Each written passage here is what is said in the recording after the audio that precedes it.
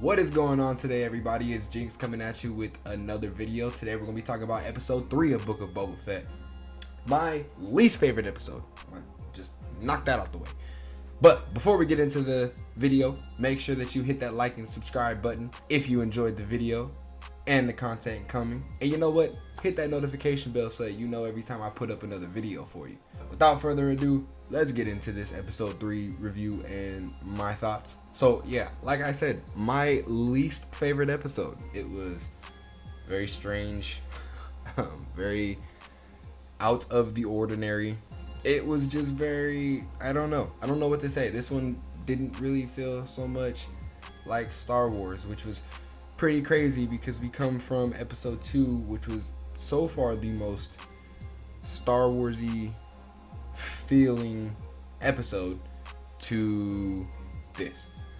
But let's talk about it. There wasn't too much going on for this episode. We opened the episode with Lortha, I believe his name was, coming in to complain to Boba about this gang that's stealing his water, right? Lortha comes in with kind of an interesting approach, right? Telling Boba that he's not well respected amongst the people in Tatooine, or Mos Espa more specifically, and that this gang keeps stealing his water. And then he also offers Boba double tribute if Boba handles this gang, this problem that Lortha is dealing with. So in the next scene, when Boba goes to confront the gang, it's kind of an interesting scene. He finds out more so that Lortha is kind of a jerk, overpricing water.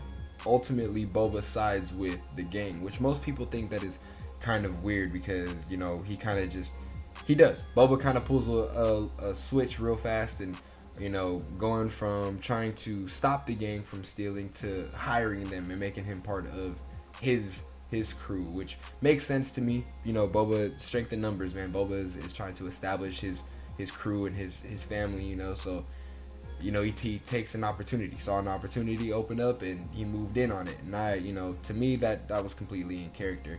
The gang itself was very weird. They were kind of like these weird robotic cyborgs. Thought it was kind of cool-ish, but they were a little bit too clean. I don't know if they really fit the Tatooine style, kind of, you know. It's kind of like, oh, well, what are you guys doing here? They looked a little bit more lower levels of Coruscant to me than they did Tatooine. Some of them. Regardless, Boba ends up taking them in, making them part of his crew, which, again, is a seized opportunity. He tells Lortha to lower his prices, coming to find out that Lortha was pretty much the jerk, you know, that he was the one, you know, overpricing water. You know, they said he was charging a month's wages for a week's worth of water. I would probably be stealing some water too if that was the case, so I can't really be mad at that. After that, we go back into yet another flashback. We see Boba in the back to tank, and again, exciting because we get a little bit more on that flashback that connected to Attack of the Clones. We see young Boba running through the halls again as Jango takes off in Slave 1. But after that, it takes another turn. We go back to Boba with the Tuskens, who is making his way to the Pikes to pretty much collect on the deal that they had made in the previous episode about passage and paying toll to the Tuskens. We learned that the Kenton Striders, or the Nikto Speeders, the little speeder gang that's been driving around, has also being paid by the Pikes for protection. So the Pikes refuse to give Boba tribute in the meantime, and because they don't want to be taken advantage of and be paying 2 tolls to 2 separate parties. So as Boba says he's going to go and fix this, right, get this settled, we cut back to Boba going to the Tusken camp, and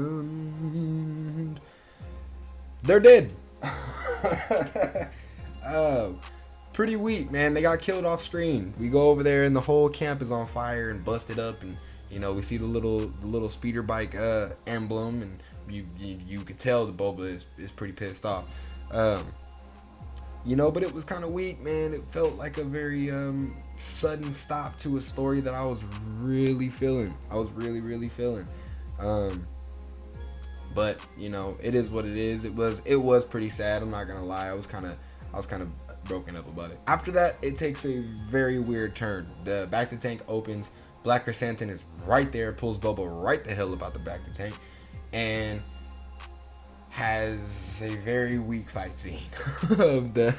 That fight scene was, I don't know, it was horrible. Going into it, I mean when I had watched it, I thought that Boba was gonna, he had to pull something out of his junk, he didn't have his gear on, he got pulled, he's very vulnerable, pulled right up out the bathtub. I had just expected Boba, I honestly thought Boba was gonna take him and not have to be saved, but that's the direction that it went, which wasn't so much my pet peeve. But once they got downstairs and they're all teaming up and trying to surround Black Chrysanthemum, which is interesting because I feel like Chrysanthemum would have just mopped the floor with all of them easily, pulled off the little robotic parts, especially with these little, they got some very delicate droid parts for limbs and whatnot. Nonetheless, they start fighting, they get him cornered, not so much cornered but surrounded, and then what was so ridiculous was seeing Boba come down in his robe.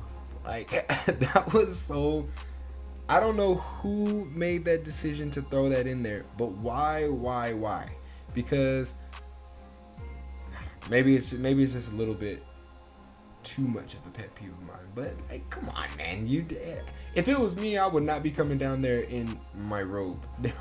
Big old Woogie just pulled me right out my back to tank, and they're downstairs fighting, and Boba comes in there like a middle-aged father who just got woke up from his nap because his kids were being too loud. I was thinking just like, yeah, all right, bro.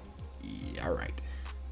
After the fight scene with Chrysanthemum and they put him in the pit, they capture him, and Boba and Fennec are eating at the table. I thought it was kind of weird, man. Boba actually wanted to do something. He wanted to send a message, and Fennec is over there kind of downplaying, saying you already have by capturing Chrysanthemum, which was interesting because a lot of the complaints so far had been about Boba kind of being soft and not wanting to do a lot, and he was kind of just letting Fennec do whatever, and and I'm kind of on that too. I see the issues, but it was really weird that Fennec all of a sudden kind of pulled back on that and wanted to, I don't necessarily say she didn't want to do anything, but she didn't encourage anything either, and Boba was kind of like, I gotta do something. But then we see that the twins show up to the palace.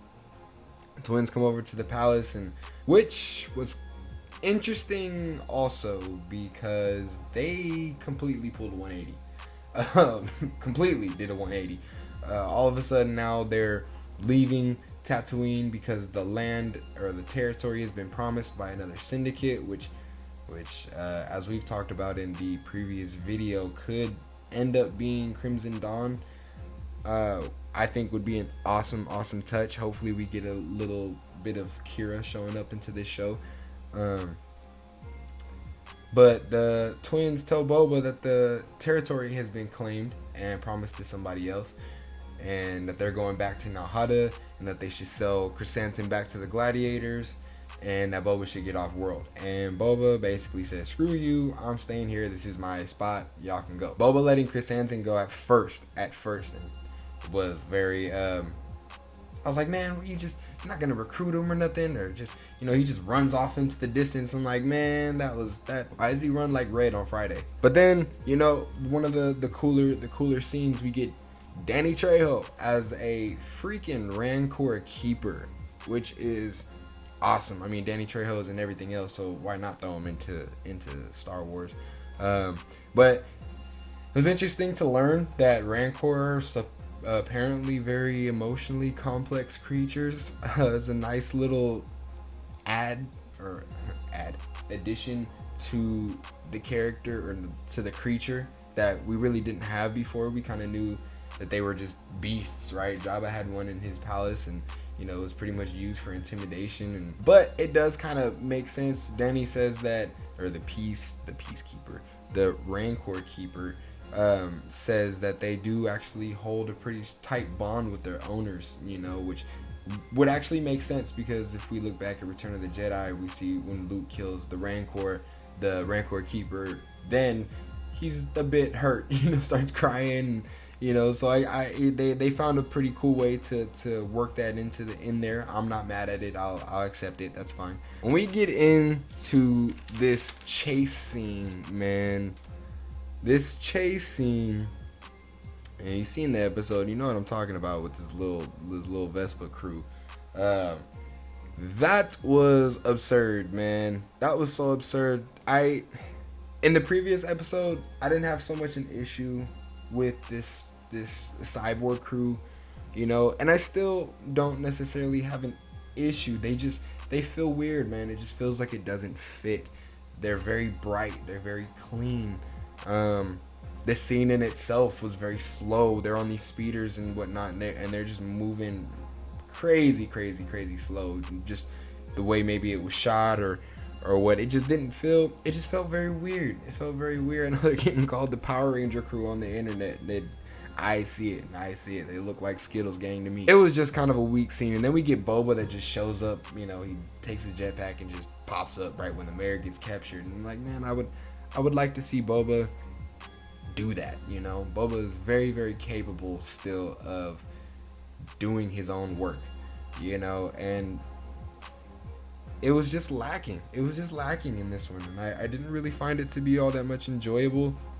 It moved the story along, you know, and and I wouldn't necessarily call it filler, maybe, but it was different. It was different. I wasn't a fan of this episode. It dropped off. I gave this one a 6 out of 10 actually. So lowest one for me so far in this series. But by the end of this episode, we do see that Boba is gonna be getting ready for war. So I think after this episode, and then going into the 4th one, there's gonna be a lot of changes. I think in the tempo, in Boba's outlook of things. I think Boba's gonna get a little bit more savage, man. I think he's gonna kind of realize that he can't just be passive all the time, man. And you know, because people are gonna test you and try to take advantage. I think Boba's gonna have to kind of step into that his older self, you know, a little bit, and just kind of turn on that ruthlessness a bit more, you know. So yeah, that was kind of it for me on episode 3. Wasn't really a whole lot to talk about. Like I said, I thought it was the weakest one so far. Not really my favorite, but you know, not a total. I think this show is going okay. You know, it's going okay, and I'm here for it. I'm happy for it. So with that being said, everybody, man, I hope you're having a great day. I hope you have a great rest of your day. Make sure that you hit like and subscribe down below. Leave a comment. Let me know how you like this episode. If you thought it was dope, if you thought it was trash, if you know, or thought it was okay, let me know. I'd like to know. So I will catch you on the next video when we go into episode 4 and completely have been caught up with the releases so far. All right, I will catch you later.